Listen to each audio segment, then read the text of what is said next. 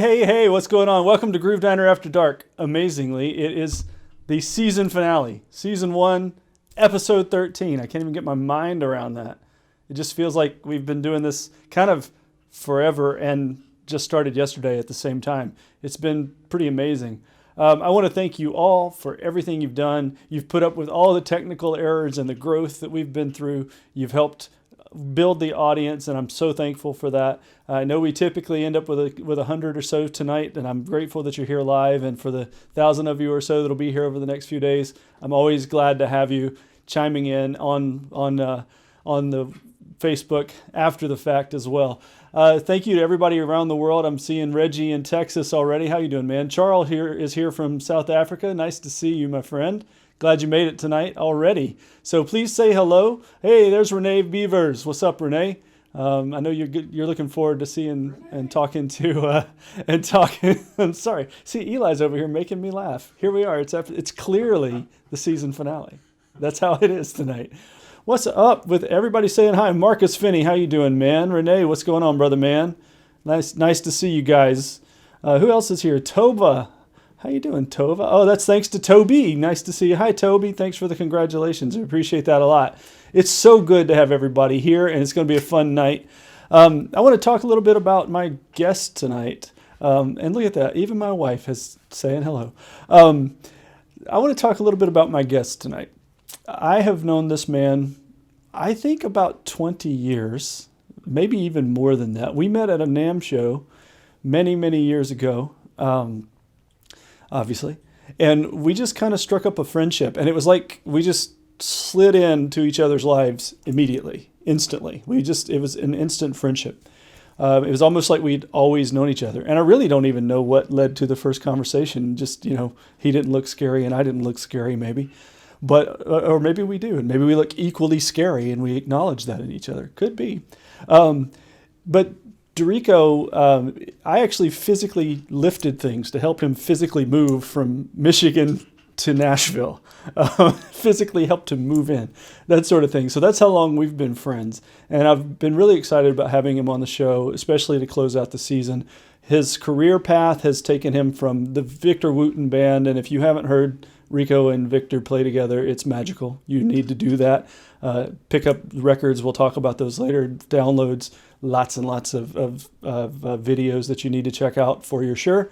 It's incredibly important that you know who he is and how well he plays, because his story, you're going to love his story. I love the guy personally, and I can't wait to introduce you to him. From Victor Wooten, he's played with CeCe Winans. Who all else? George Duke, SMV. So Marcus Miller. It's just been this insane career path, and I'm kind of jealous, frankly. We'll see. So it's really good to see everybody here. And we're going to roll a video real quick, and we'll get over and introduce you to Derico. Hit it, Eli.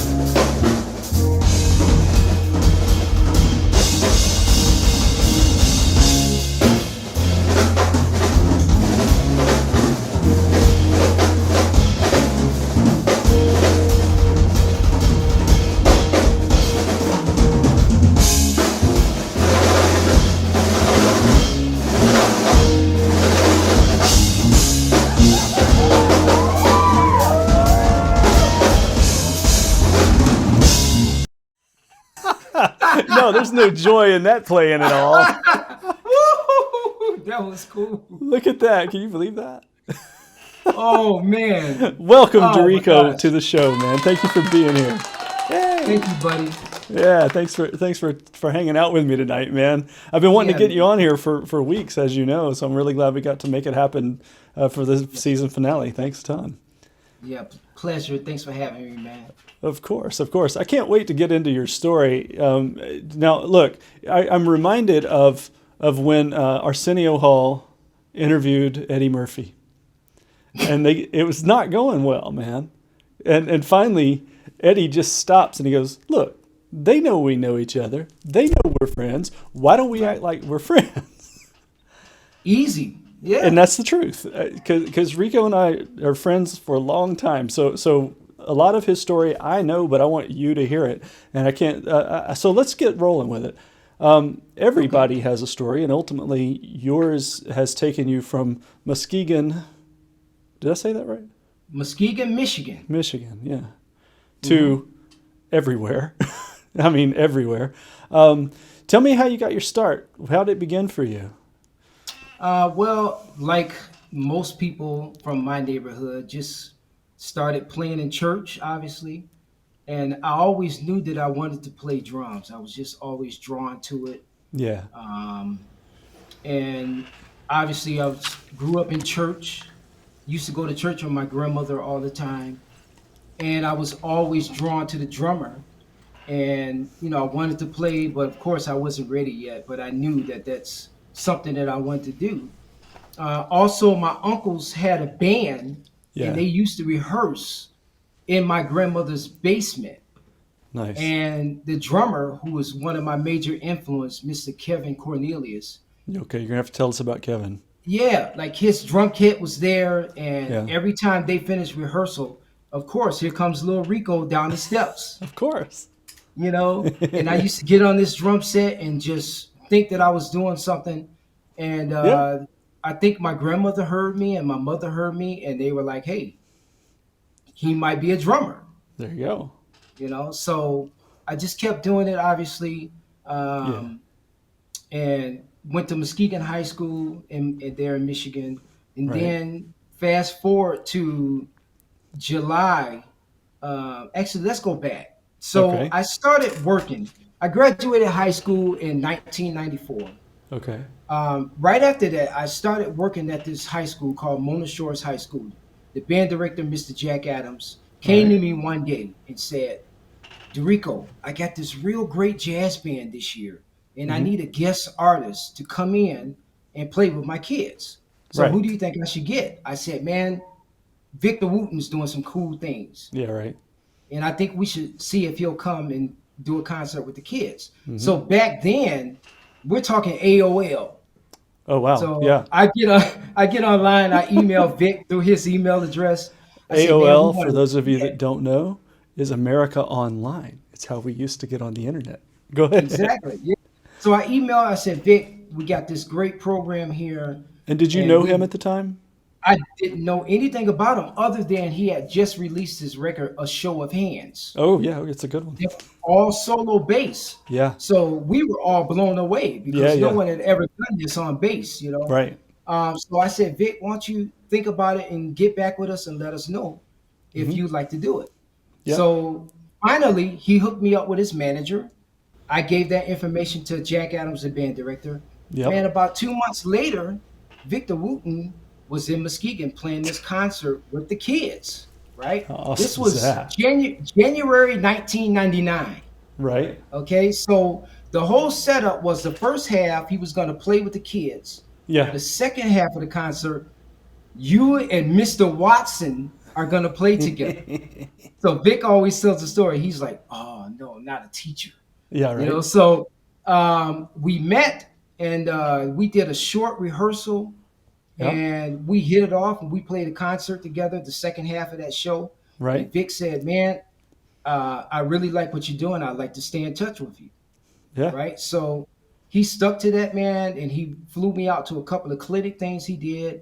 And finally, I had felt like I had done everything I could do in Muskegon, Michigan. So I was like, okay, I've been to a few NAMM shows, right? The Summer NAMM. You remember that? Yes. I think that's where we met, in fact. Probably. Yeah. And I said, let me just try something else. I need to change the scenery. And I need to go somewhere where I know somebody's going to look out for me and I can possibly get some work. Yeah. So I moved to Nashville in July 2002. So almost, 20 years ago this month? Right. And that's when I started really, really touring with Victor because his first drummer, J.D. Blair, was touring and playing with Shania Twain. Right, of course. right? So he needed a drummer, so I kind of stepped in and did that for Right. JD subbing, and then finally it just turned into my gig because JD was so busy. Yeah, sure. So that's kind of how that happened and how I got to Nashville and how I really got my career started. Nice. And it's been a whirlwind, of course. This is funny, Renee. Hey, Renee, I know you know Renee. See what he has to say here? You see that?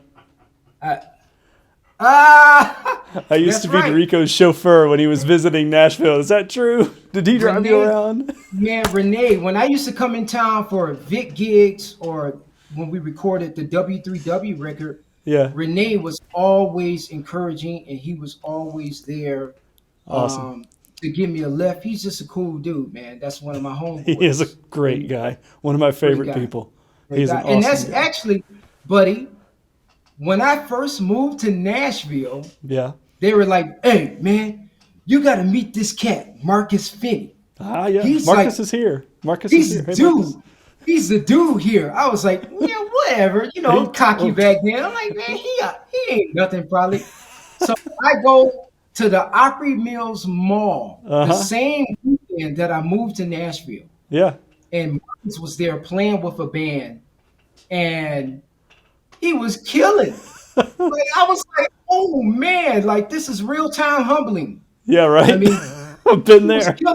He was killing so hard, man, that like I felt like apologizing to him, and I had never met him. Yep, I get it. Marcus and I just immediately hit it off, and we became great friends, and we're still great friends today. He just said Krispy Kreme. What does that mean? Oh, because that's what we used to always do, man. When that light was on, hot and ready. Oh yeah. Marcus used to come to my door. Look, not kidding, buddy. I get a knock on my apartment door. Yeah. I look through the peephole. Nobody will be there. And then this picture would appear. Marcus he's got 2 dozen Krispy Kreme donuts, man. Oh man, that's hysterical. So that's how, man, me and Marcus go way back, man. Marcus, man, you never showed up at my door. What's that about? I want Krispy Kremes too. I'm just saying. Now, we shouldn't have been eating that, but I know, right? We were younger, so yeah, seriously. We got away with it. We couldn't do that today, Marcus. No, sir. Eric Hargrove is here. How you doing, Eric? Nice to see you, man. I just found out tonight you're living in Singapore. I didn't even know that. I had no idea. Rico told me earlier that that's where you are. That's cool of you to join us tonight. Eric, you should be asleep, man. What you doing? Exactly. Oh man. Okay. So, dude, yeah, yes, sir. That's all of this is coming so fast. That's exactly right. Absolutely. So I want to ask you some real questions. Tell me about that first drum hero you had at church. Who was that? The first drum hero I had at church was probably a guy. His name was Maurice Sanders. Okay. And he's probably unknown. Nobody really knows him. But that's how everywhere is, man. I think absolutely. The local drum heroes are usually the forgotten people. Yes, sir. So he was one of those guys, man, that I used to always just want to be around him at the church. That's awesome. And he was the first guy that really inspired me. And then there was another guy named Romus Foster. Okay. Was cross town he was at a different church, and he inspired me as well. That's and awesome. Then there was a guy over 30 minutes from Muskegon in Grand Rapids named Jimmy Adney. Okay. And he was like, I mean, this guy was insane, but he was not just a drummer. He was also a music producer. Right. As a matter of fact, he's relation to the DeBarge family. Oh, nice. So all right. So he had it going on from way back somehow. Exactly. Nice. Very nice. Who are your biggest known influences? You're the name guys, the drop. Name guys. Well, who didn't grow up and get inspired by Dave Weckl? Absolutely. And that's all over your playing in a good way. Yeah. Dave Weckl was the first guy that made all of us go, yep. Hey, man, I want to get me 2 stacks of PA equipment on my gigs.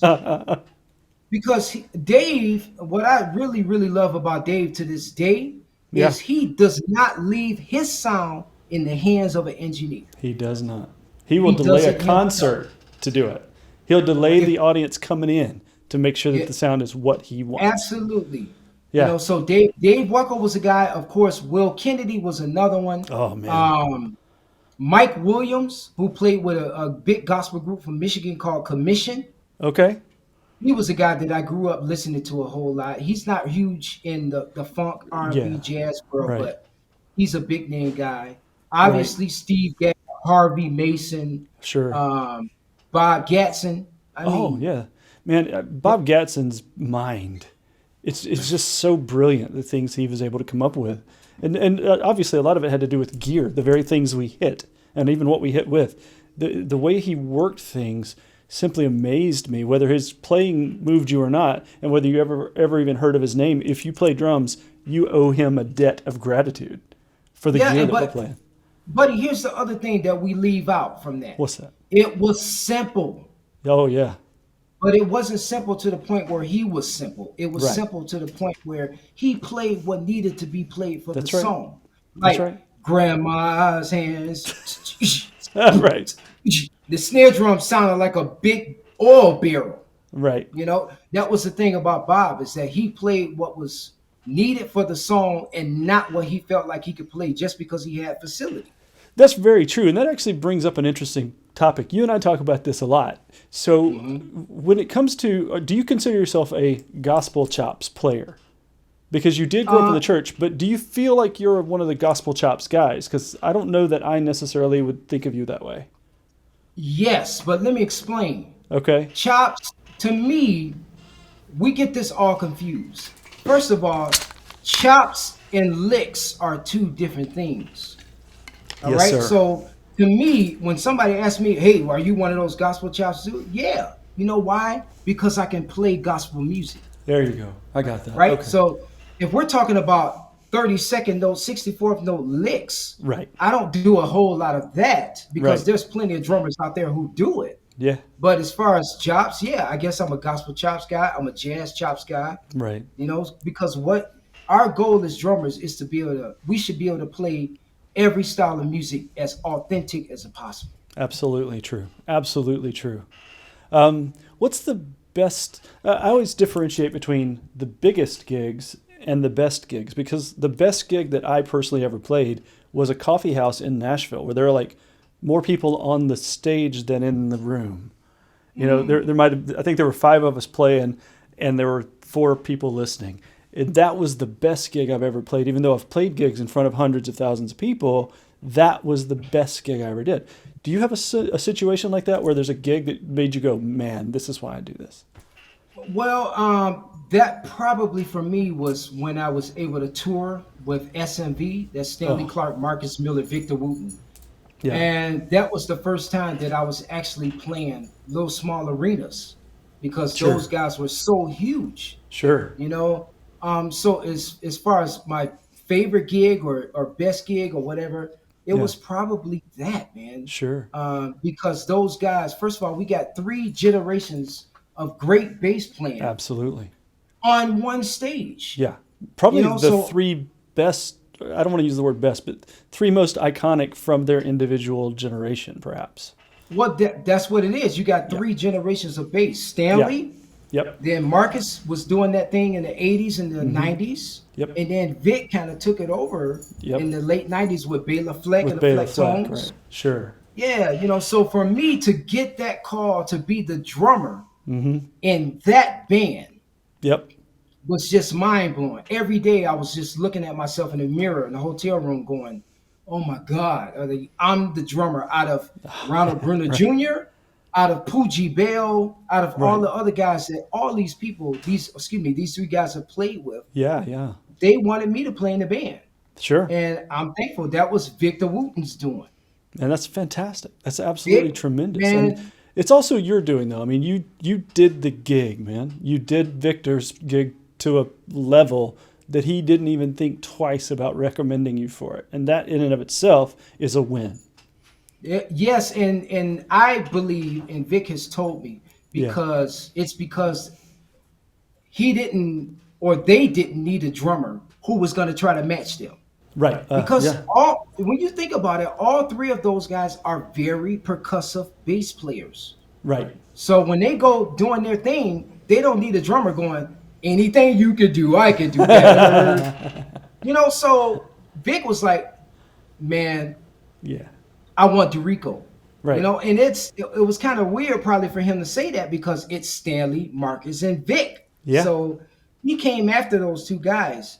So they were like, okay, man, I guess we can get Derico. It's cool.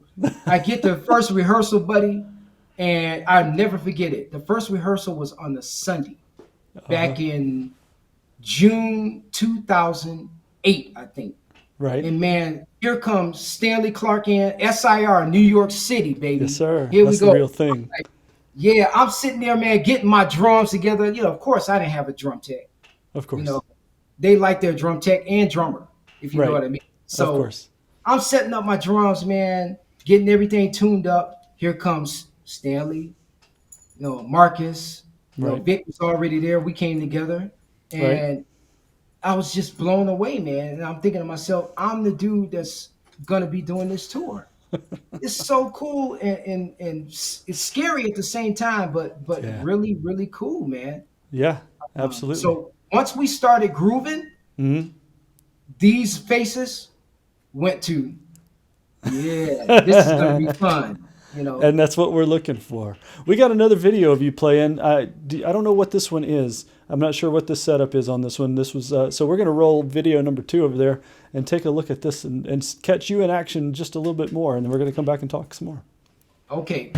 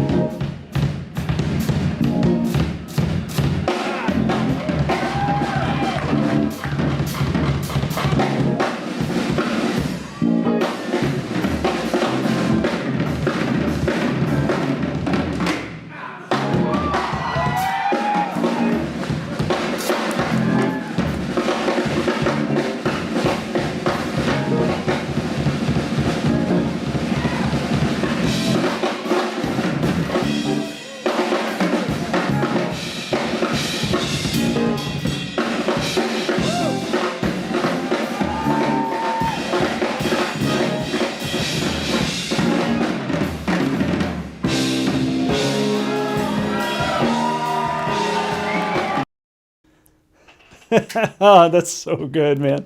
Your foot is ridiculous. Oh, man. I want to ask, I want to, as I've already said, we've been friends a long time. And one of the things that people wouldn't know about you is that you've had some health challenges. And I'd like for you to talk about that as much as you'd like to and tell us how you've overcome that and how that's impacted your playing and all of that. Sure. Yes. A story that I don't like sharing. Yeah. I like sharing it. I don't mind sharing it, I should say. Right.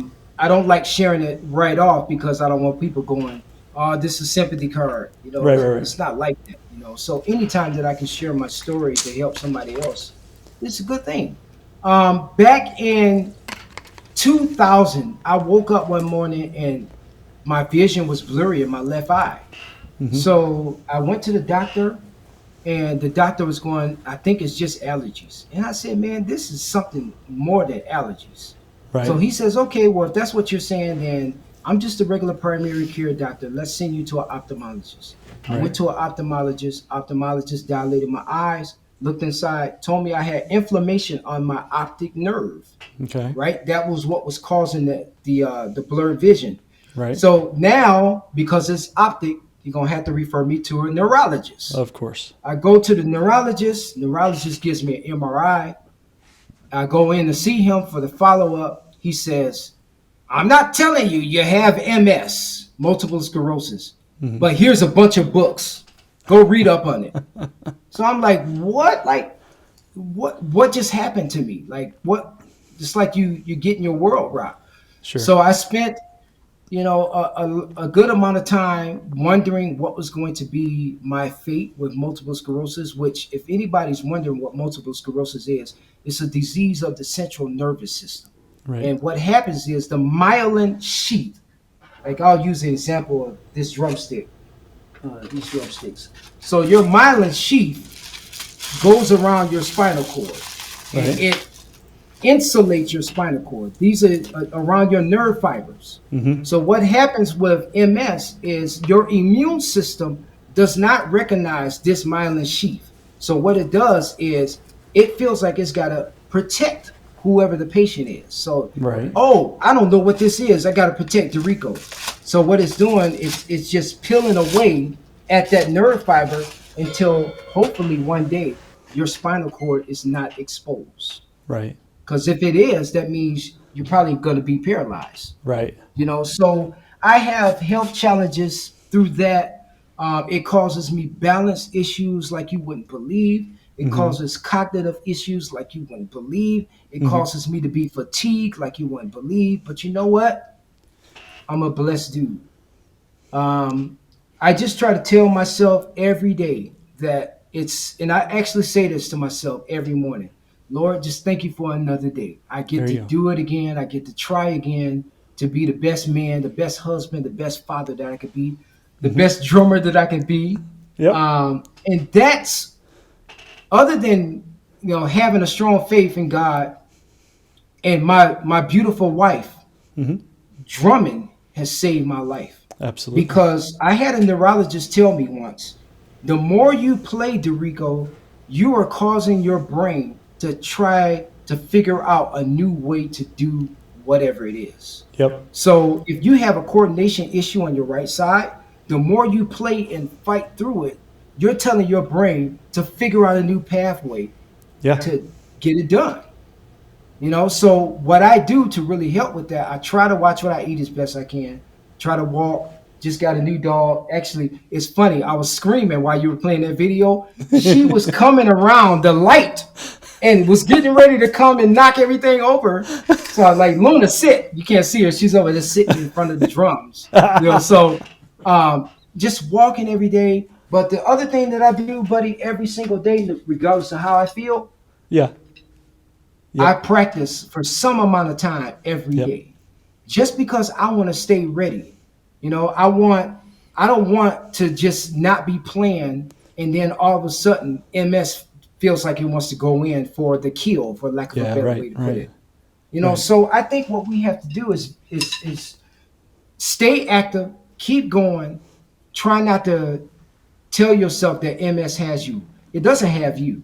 You have it. That's what I have to tell myself. I'm in control. When I'm feeling tired, I take it easy. I may have to take a nap for 10 or 15 minutes. But when I get up, I feel like it's almost like your cell phone battery is down to 20%. So you just want to get it up to 45. Right. So you plug it in for a little bit, meaning I take a nap for a little bit. Sure. And that helps me to get charged back up pretty good. Sure. That's a really good analogy. I've had some issues here and there that I thought were major. I've had numbness from my waist down. I had to go get steroid infusion treatments to help calm my body down, tell my body, okay, chill out here. We're all good. But that's only happened one time. I've only had to have one course of that treatment. And I'm thankful for that, man, because there's some people, when they think of MS, they think of Richard Pryor. Yeah, right. They think of Annette Funicello from the Mickey Mouse Clubhouse. Neil Cavuto, a popular news anchor. It's a whole lot of people who have MS. Tamia, the R&B singer Tamia, has MS. I didn't know that. Yeah, man. It's a lot of people who have it. Yeah. And it affects everybody differently, buddy. That's the thing. Everybody is different. Because I've heard of drummers getting it, and they just can't play anymore. Yeah. So, man, I am thankful, man. I've been able to travel the world for 3 or 4 drummers. And that's not a brag. That's a thankful. Yes. Because I've had MS for almost 23, 24 years, man. I'm still going. Yeah, that's just astonishing to me that you've not only learned to deal with it, but you've actually you've made it a very small part of what you do during the course of your life. It's not defined you in any way, it doesn't seem. And I've known you through all of this, and I remember when you first got the diagnosis, and I remember that stack of books and all of these things that the look on your face was such shock, through all the years of that. And I watched it beat on you, and then you went, nope. And I watched you do this. That is an incredibly, like Eric just said, that's an incredibly inspiring story for anybody that's struggling with anything. The videos that you've seen of him playing were post-diagnosis. This was not something old. This was post-MS diagnosis. So that tells you what an amazingly high level of skill and determination and belief and inspiration can do to change a life. And I think it's an amazing story. Yeah, and I can't say it enough, man. My wife literally saved my life. Yeah. Because I mean that from the standpoint and the aspect of, I remember when we first started dating, I was at her apartment and I was just down. I was probably fatigued. Right. I may have been dealing with a flare up. Right. And I started crying, and she just grabbed me and she said, "What's wrong?" I said, "Well, I'm having a hard time with my MS today, da da da." She looked at me, man, straight in the eye and said, "Okay, well, this is okay for now, but I'm not going to pity you. So, you're going to be okay. Yeah. Get up and keep it moving." Sure. And man, like, I did that and I actually felt better. Yeah. But the other reason is because I have somebody. I got something to look forward to, man. Yeah. I got 3 beautiful kids. I got a beautiful life going on. Yeah. And I have a lot to live for. So I need to focus my attention on that, not on what could happen in tomorrow. That's right. Because you can go to sleep with MS. You can go to sleep and wake up the next morning and have a new symptom. That's right. That's right. Reggie Doss just posted this comment. He says, "I don't know exactly how you feel, Derico, but I have broken my neck twice and it ended my career. But I do understand that I'm so lucky that I can still walk and play drums. So I feel blessed every day that I have the opportunity to be a tiny part of this." And that's exactly what this is all about. Because it can be taken away, like you said. Yeah, life is so short, man, and there's so many things going on. I live in Washington State now. And the homeless population, which you're in California. Yeah, right. The homeless population is staggering, man. It is. And the house that me and my wife just got, it's all around. It's like it's not like they're insulated over there. It's like they're everywhere. Right. So I tell my wife every day, we are so blessed. Yeah. We had a astonishing heat wave that happened here over the last You sure few days, did. right? It got up to 111 degrees. That's ridiculous. So Derico goes to Home Depot 3 times last week, buddy. I don't think we need a portable air conditioner. I think we'll be okay. Actually, this is not the right one. Let me keep looking. So the heat comes in and I go to Home Depot. What are they out of now? Portable RCs. So Sunday, fast forward to this past Sunday, I took my family to the beach area to chill out because it was so hot. I call Home Depot and they go, "Sir, we got these ACs. We just got them in." Right. I run to Home Depot. They're gone, sold out. So I hung out around the returns department and I saw one air conditioner sitting in the returns. And there's another guy going, "Well, I'll go check and see if there's any more because that's too big." Right. If I don't see, I'll come back and buy this. So guess what I did when he walked away? You bought it right then. Thank you. I said, "Sold." And that was it. And so we were able to get through it, man. And just those little things like that. My life has been so blessed. Sure. And, it's just, you got to look at it differently, man. You can't always look at it from what it feels like right now. Yep. Because if you did that, we would all be depressed every day. That's true, man. You can't look at it like, I don't have a gig this weekend. Oh, man. Yeah. I haven't had a gig. I haven't played a live gig with people in 16 months. Yeah, right. But I'm still here. Is that part of what prompted you to move to Seattle? What prompted that move? Quick story. What prompted this move is when the pandemic when things were looking pretty bleak. We're talking March 2020, right? Right. I said, you know what? I talked to my wife. I said, I got to do something else to go along with teaching. I was doing Belmont University at the time. Right. I said, I need to do something else to make some more money because I feel like we are really getting ready to go through something with music. Sure. So I went, man, and got a job at the Amazon warehouse in Nashville. Right. Like I filled out the application, and within 20 seconds, we want to offer you employment. So I went through that. I worked the first night, and I came home. I was doing third shift, buddy, 3 nights a week. Yeah. So what's Like that, like midnight, overnight? 8:15 to 4:15 or 4:45, something like that in the morning. Right. And no, 8:15 to 5:15 it was. Okay. So I came home and my wife says, "Okay, this was your first night. How was it?" I said, "It's okay. It's pretty cool. No, I don't Right. mind." I said, "You should check out and see what they have for employment because she's an executive assistant." Right. So man, she gets online, fills out an application, and within a week she gets a call from the CEO of Amazon Web Services. Okay. And he says, "I love your resume, da da da. I want to get you here. Let's see if we can figure it out." Man, fast forward a couple months later, we sold our house and we moved to Seattle. So she could work that job. So she could work that job. Again, buddy, that's not a brag. That's a blessing Yeah. because the Spirit knew what we were getting ready to go through as musicians for the past year. Mm-hmm. So that was something that was prepared for us.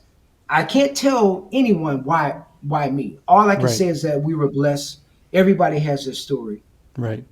And that's how I got to Seattle. Absolutely. You probably don't even really know Seattle's music scene yet because it's been so jacked up since you got there. What have you put out any feelers? You think you can get back to making a living playing there? I mean, what do you think? I hope so. There is of course, Facebook always has those groups like Seattle musicians, Yeah, right. California Right. musicians, Nashville musicians. So I've posted in there a few times. Uh-huh. Not too many things are happening because Washington literally just opened up this past Wednesday. Yeah, right. So it's nothing really going on. I know a few people in the scene, Yeah. but there's no gigs. Right. Right. So, I feel like I'll be able to get back in.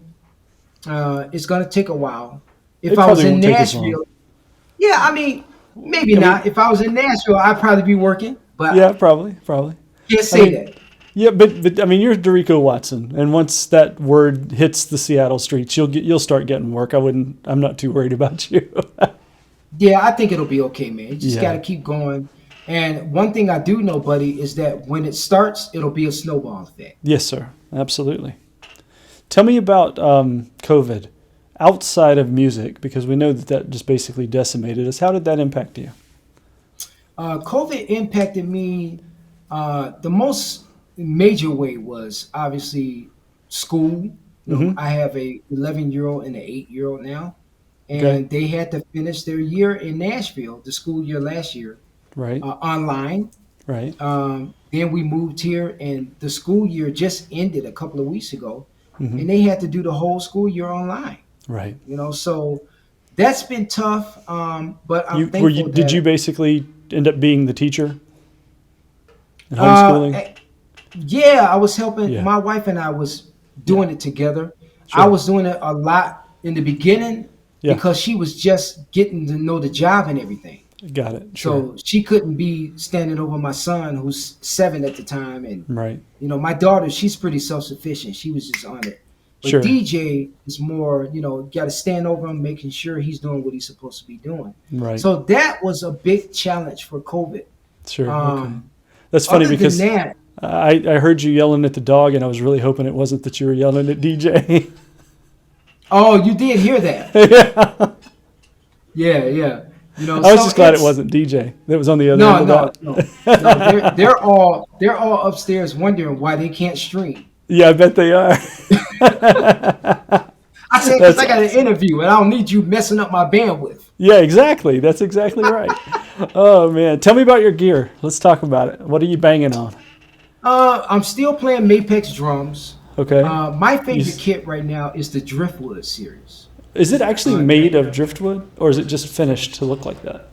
I think it's like it's just made to look like that. I don't think it's driftwood. I think it's still birch. Okay, They're got birch it. shells, 6-ply birch shells. Got it. Yeah. And actually, that's the model, but it's Mapex's Mars, Right. the Mars Okay. series, and the Right. brand is the Driftwood.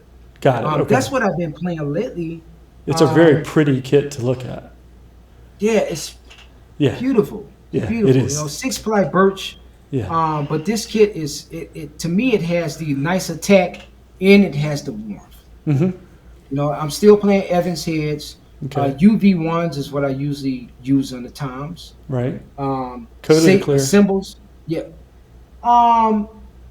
Well, on this kit right now, I'm looking at these are coated G12s. Oh, okay. That's the slightly and- thicker one. Yeah, Marcus Yeah. Finney actually turned me on to those. I There you love go. them. On the snare drums, I use is it Power Center, reverse dot Power Center. Okay. And I use usually the EQ2 or 3 on the bass drum. Gotcha. On the bottom of the toms, I think they're just G1s. Do you change head types depending on the gig or depending on the kit, or do you have this is my sound, I am Derico?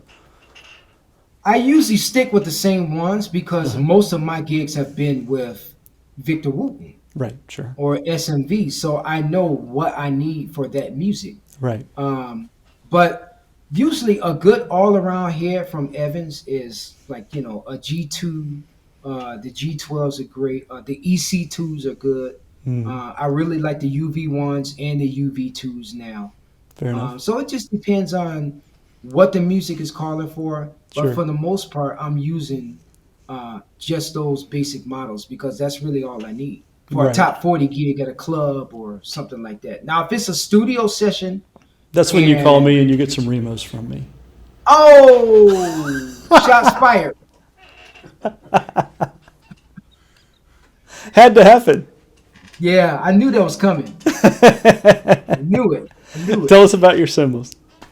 Cymbals, I'm using Sabian Nice. HHX. Yeah. I like the legacy crashes. Usually 17-inch is my go-to for Okay. my left crash. On the right, I'll use a 19-inch extreme crash and Okay. natural finish, though, not brilliant finish. I didn't know they even did that. I thought those were all brilliants. No, you just got to tell them you want a natural raw. Oh, and there you go. Okay. they'll send you one that's not brilliant finish on it.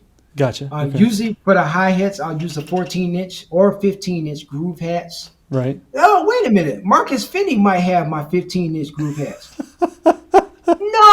No, he doesn't have them. A guy named Rick Wilkerson has my 15-inch groove hats. Anyway, that's another funny. story. You know something's funny? When I switched to Peisty, you know Tim Shahady at Peisty. Absolutely. When I switched to Peisty, Tim insisted on this pair of insisted on this pair of hi-hats, these 15s that I've got right here. They're 602 Modern Essentials, the Vinny ones, and I've never played a 15-inch hi-hat in my life. And I was like, no way, I'm not going to play them. And man, they are just the perfect hi-hat.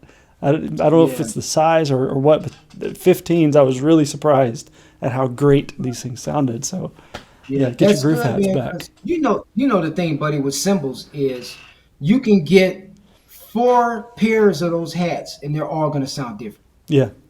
Yeah. So once I had someone tell me once when I first got with Sabian, if you ever go to a music store and you're trying out some Sabians and you like them, even if it's the same cymbal that you have in your setup, but this one sounds better to you or you like the feel of it better, take it. Sure. They're right. Take it. And then what we'll do is we'll send them another one to reimburse their stock. Absolutely. That's the way it should be. Peisty, of course, prides themselves on the consistency factor, and I'm still new to their product line, and so far everything that I've gotten I've just loved, and I think it's because I used to play them when I was younger, and I got so accustomed to hearing that sound, So I found certain ones that I really really like, and that's exactly it. I found this thing I wanted, and regardless of whether it was in a store or what, I'm going to get it. And your friend gave you good advice there. That's very true. Right. One thing that I will say that's always a toss-up, no matter the gig, no matter the session, whatever, the ride cymbal. Yes, sir. It's like, man, that's sometimes, I'll use a different ride cymbal on every song. Yeah. because Oh yeah. everyone has that thing. Like I remember seeing Steve Jordan play with John Mayer Trio. I think Mm-hmm. was it John Mayer Trio, Yeah, it was a John Mayer and trio. he used a different snare drum on every song. Yeah, I believe it. So I find myself doing that sometimes with rides, Yeah. because I have a few prototypes and I like Sure. those. I like the raw bale dry ride sometimes. Sure. I like the Omni ride. I like the groove rides are really nice. Right. So it just depends on what's going on. But man, it's like the ride symbol is always that tough choice sometimes. It is, in fact. So Kendall Johnson has asked us a question. Let me see if I can get it to post up here on the screen. It doesn't seem to be sharing up here, so let's see. He says, a question for you both. Oh, here we go. Now it's going to go. A question for you both. While driving, are you so into the drum part in your mind that you realize you're basically driving distracted when you're driving down the freeway? Huh? You first or me first? You go. Man, look, first of all, when I get in the car to drive and I'm by myself, all the way up with Yeah. the music. I'm not one of those guys who has to have it silent. I'm bumping loud, and it's probably killed my ears over time. But man, Yeah. if I'm gonna do it, it's got to be up loud in my car, man. What do you It's listen to? Usually, man, Dennis Chambers. That's another guy I forgot to, Yeah, to right. mention. That's one of my favorites and real good Yeah. friend of mine. Yeah. Dennis Chambers, man. But I'm an '80s head. I love the '80s. To me, is like, I mean, come on, man. I know. Some Like It Hot from the Power Oh, Station. How can man. you? I mean, boom, boom, boom. Tony Thompson. Tony That was Thompson, man, who was? They say he was horrible in the studio. no, not a chance. No way. They said he did not like doing sessions, man. I can't tell. No way. He was killing, man. He was killing all that stuff with the Power Station and No, Robert right? Palmer's solo stuff. Uh-huh. It's killing, So I love everything '80s, man. Oh, yeah. Broken Wings, Mister. That's so good. Dude, You should the watch '80s. last week's episode, or 2 weeks ago, with Mark Kelso. He's playing now with Mr. Mister's lead singer, Richard Page.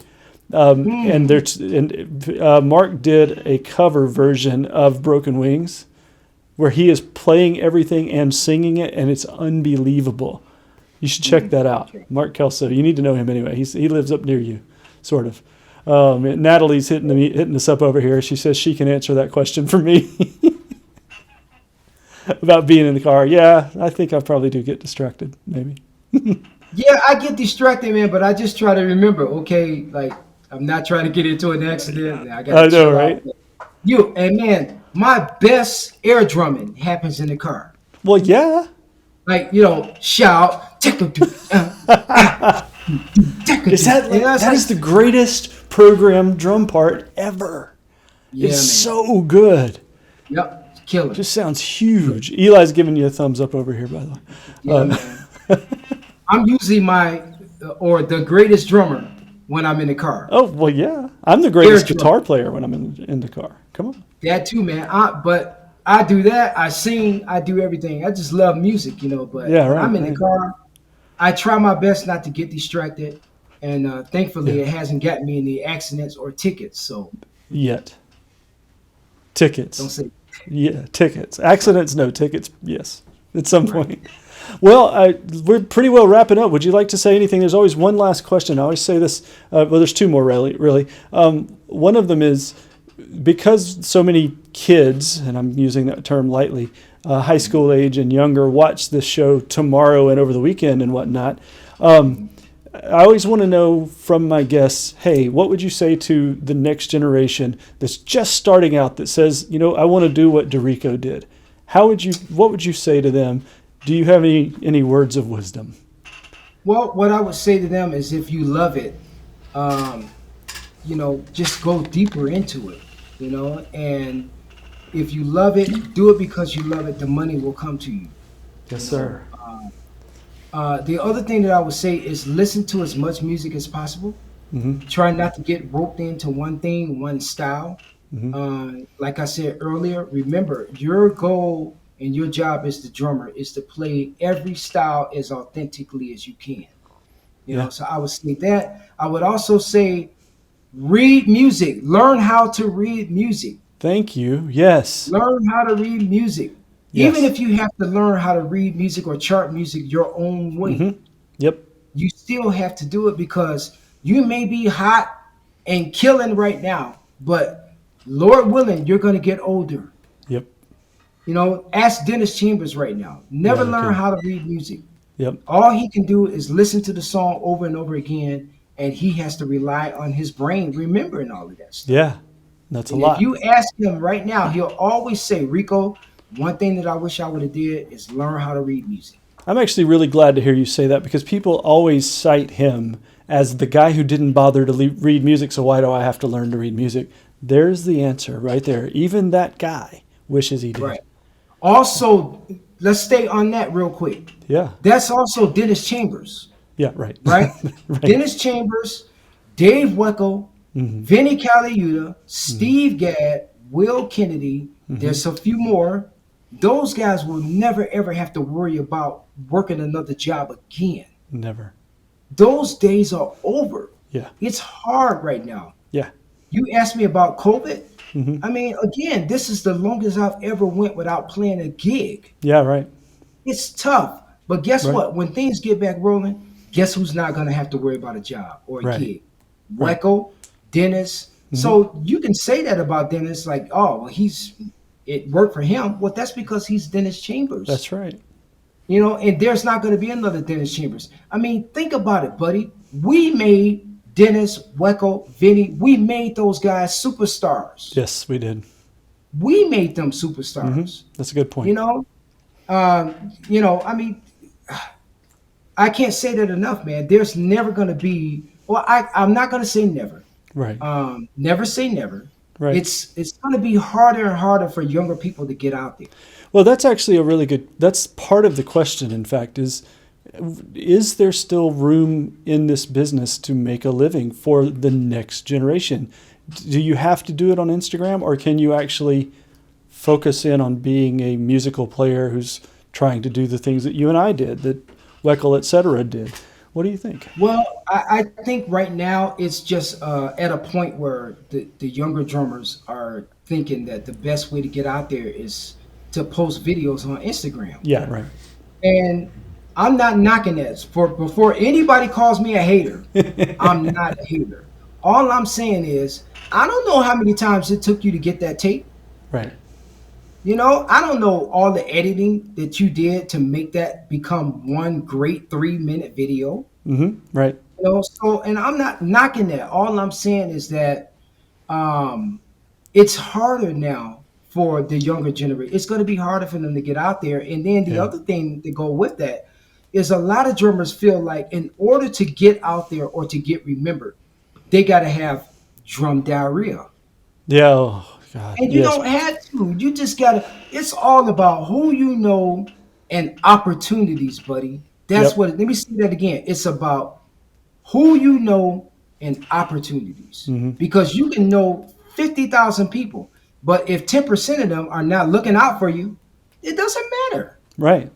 So you'll just be the hottest drummer sitting at home doing YouTube and Instagram videos. And we both know people that are like that.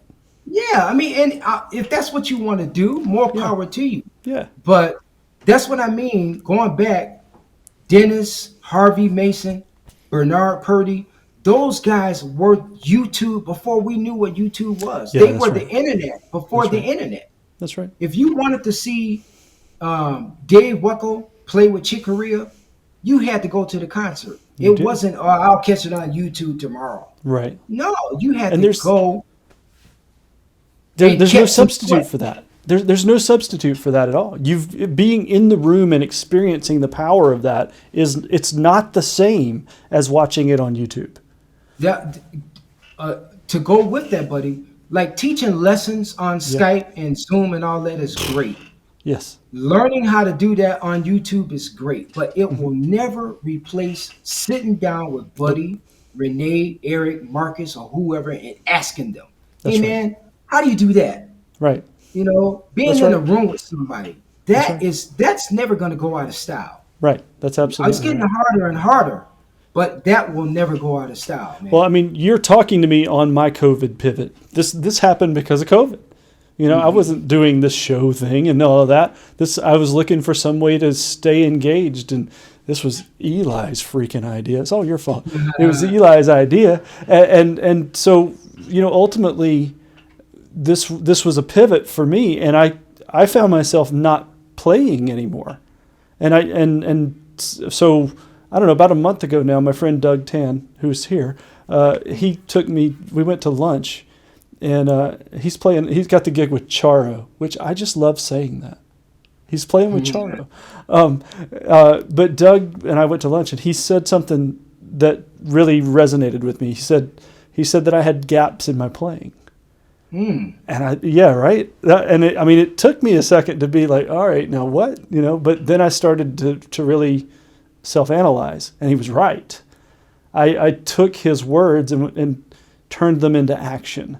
And that's one of the things that I'm taking lessons. I have a lesson tomorrow. I'm taking lessons again to close those gaps.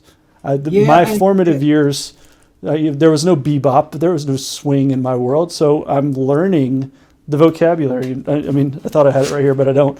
But I'm learning stuff from that vocabulary just so that I know what I'm doing and can close that gap. That's what COVID did to me.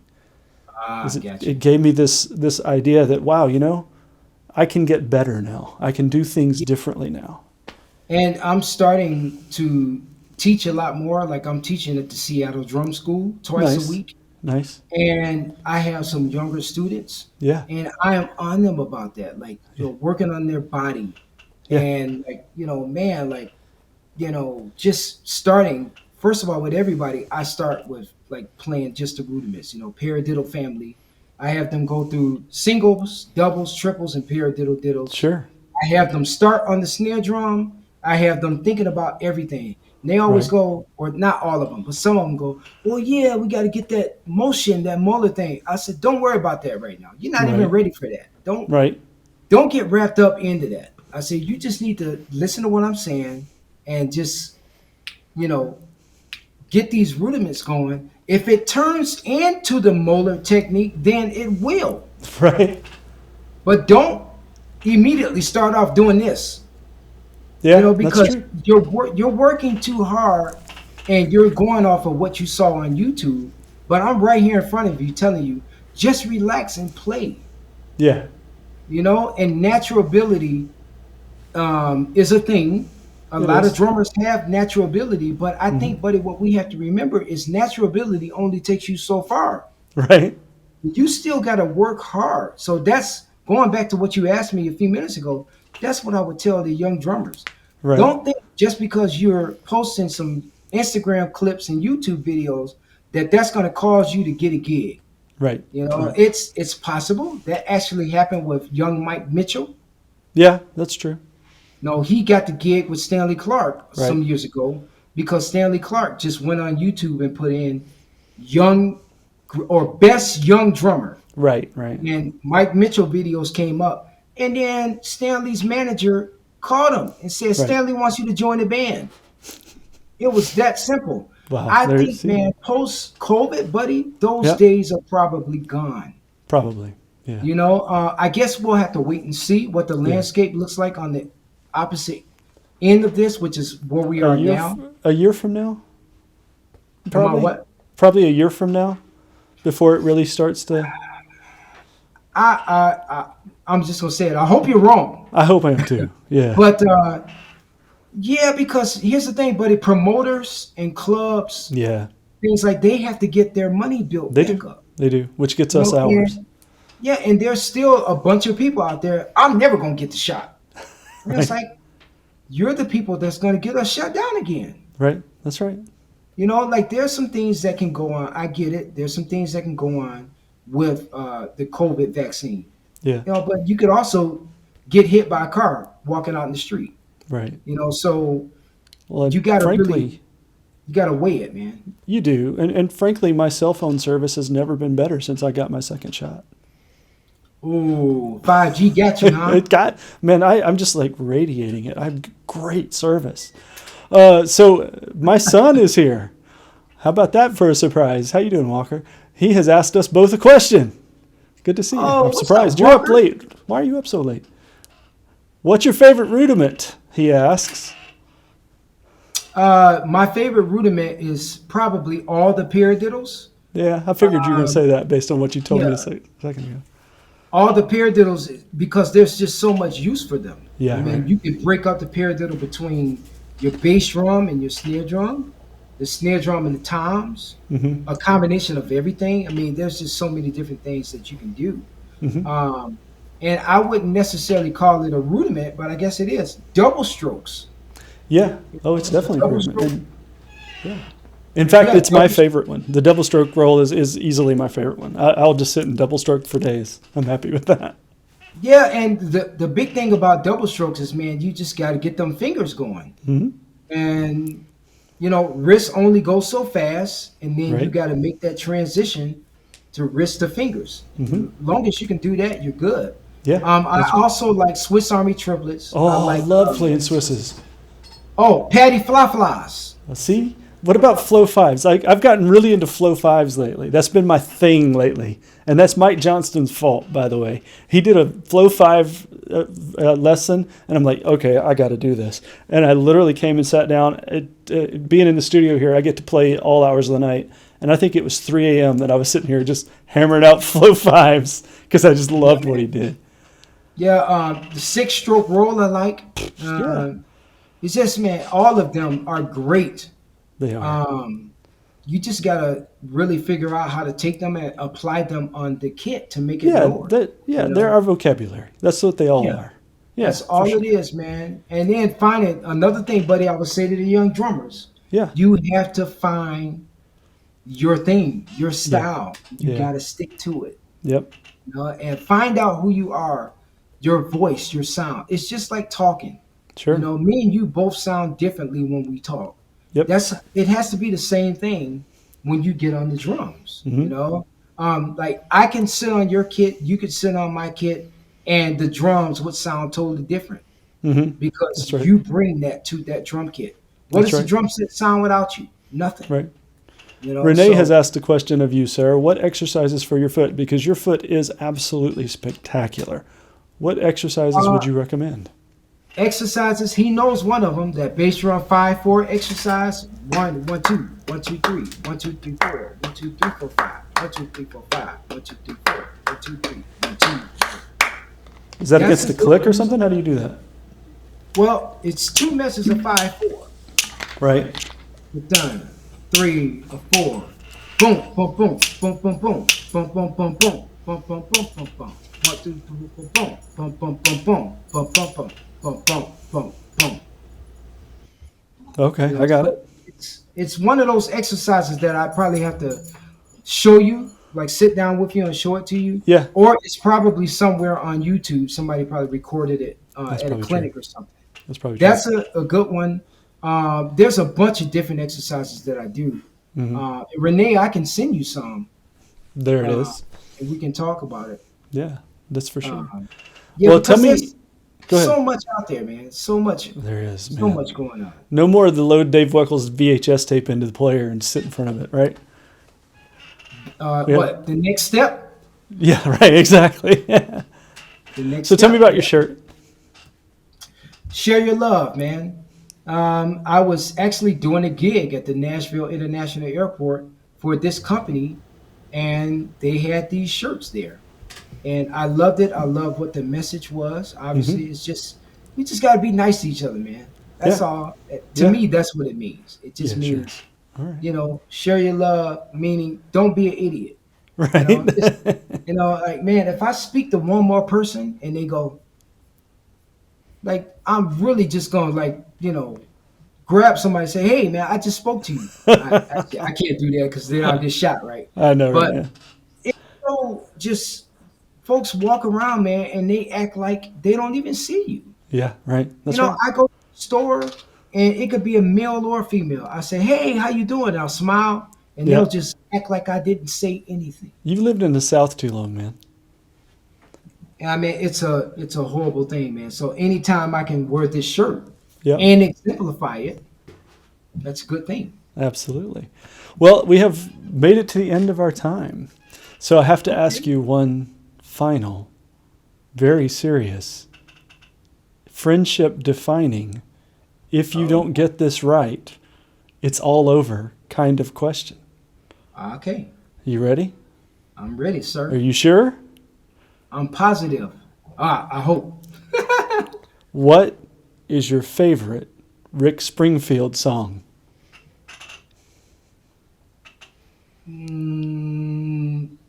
Don't talk to strangers. Oh, good choice. Not the right answer, but a good choice. I mean, could have been Jesse's girl, but Can't be Jesse's girl. everybody says that, don't they? Yeah, everybody. Well, I don't let them say that. But yeah, man, that That's a Don't good Talk one. to Strangers. I love the groove on it. That It's so good. 80s analog sound, man. Well, that's why I that's- love it so much. Yeah, right? Yeah. Well, The good. analog Okay. sound.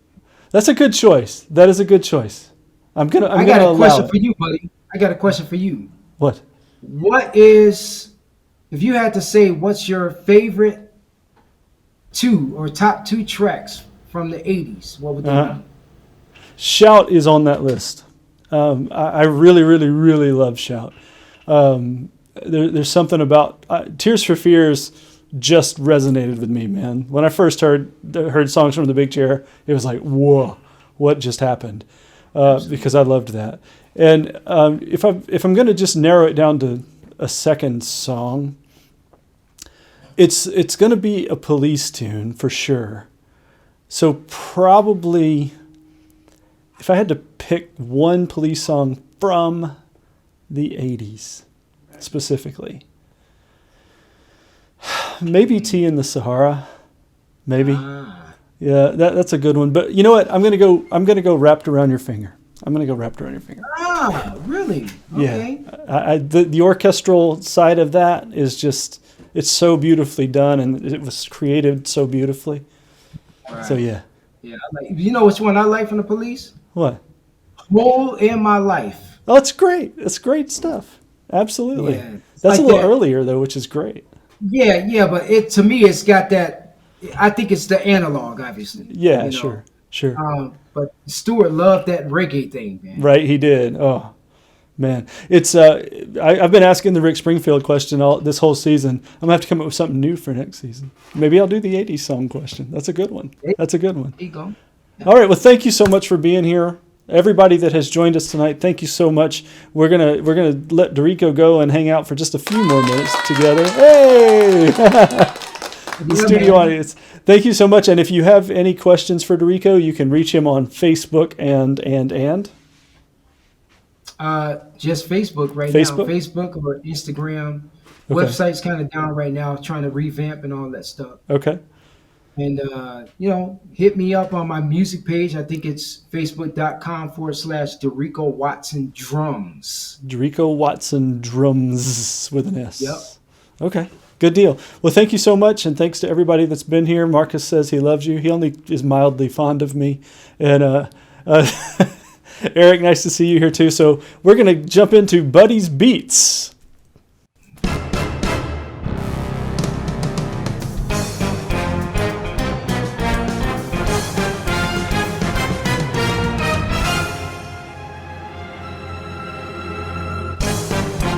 Hey, so Buddy's Beats tonight is simply one gigantic thank you. 13 episodes in 16 weeks. I can't even believe that. It began with Late Night Learning back in July of 2020. That's when we began this whole craziness. And it's built from one thing after another to another. We've been through technical problems and new cameras and new sound gear and new this and old that. And yet you've all stuck around with me, and I really appreciate that. All of my guests, Tyler Zarzika early on, Chris Hart from Remo was spectacular, Quentin Robinson. There's everybody that's been here, Emily Gould. I don't want to name everybody because I'll leave somebody out, and I don't want to do that. But I really appreciate everybody that has been a guest on the show, and I really, really appreciate everything that you've done. Thank you for tuning in both during the live show and after. We are this summer going to be getting out on the road, doing some filming, so that we can put together a slightly different format for season 2. We're going to keep up with the guests. We're going to have some new playing segments. We're going to get back to some teaching segments. It's going to be so much fun starting next season. This season's already been a blast, and I just can't believe that we're to the end of it. And until then, I wish you all the best. Please stay safe, please. I pray that you'll get your vaccines. I got mine. Everything is good, including my self-service. But everything's really good, and I hope that you will. We still have some work to do with COVID, and it'd be great if we were all on the same page working toward the same goal. I want to thank, in particular, Eli Jarrah for his work with everything that he has done to put this show together and put it on. And I can't wait to show you what he and I both have in mind for next season. And of course, my lovely wife, I have to say thank you for putting up with all the crazy. And when things went wrong, oh my gosh, did she get an earful. So I thank you for that. Natalie, thank you. I love you. And it's so good to be able to say that this has been a wonderful experience during a very difficult, very dark time. And we are all in this together.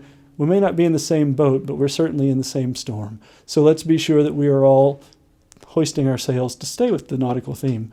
Let's be sure that we're all headed in the same direction. Thank you so very much, and I can't wait to see you in Singapore, Eric. Thank you, everyone, for hanging with me, and we'll see you again, hopefully in September, for Season 2 of Groove Diner After Dark. Until then.